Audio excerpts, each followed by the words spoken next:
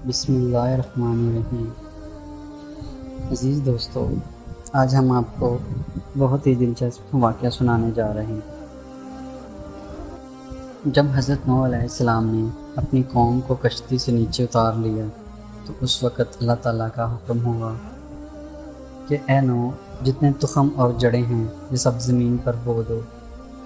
چنانچہ حضرت نوح علیہ السلام کو تمام قسم کی جڑیں اور تخم مل گئیں، لیکن انگور کی جڑ نہ ملی۔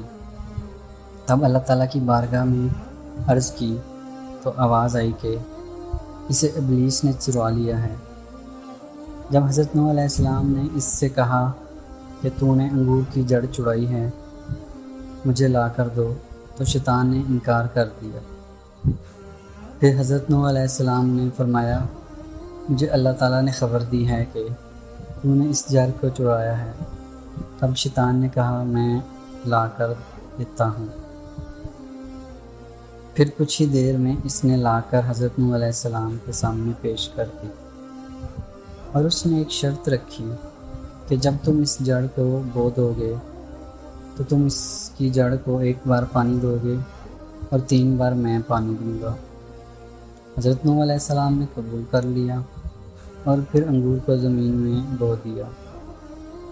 چنانچہ حضرت نوح علیہ السلام نے 1 دفعہ پانی دیا اور شیطان نے 3 دفعہ۔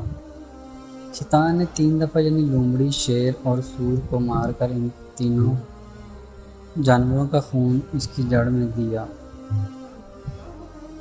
اس لیے جو شیرینی انگور میں ہے وہ حضرت نوح علیہ السلام کے پانی دینے کی وجہ سے ہے، اور اس سے جو شراب بنتی ہے وہ ابلیس کے پانی دینے کی وجہ سے ہے۔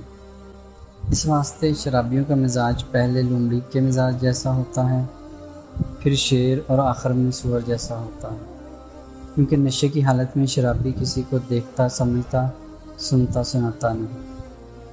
امید کرتے ہیں آج کا واقعہ آپ کو اچھا لگا ہوگا۔ اگر آج کی ویڈیو آپ کو اچھی لگی ہے تو ہمارے چینل کو سبسکرائب کریں، ویڈیو کو شیئر کریں، لائک کریں۔ اللہ حافظ۔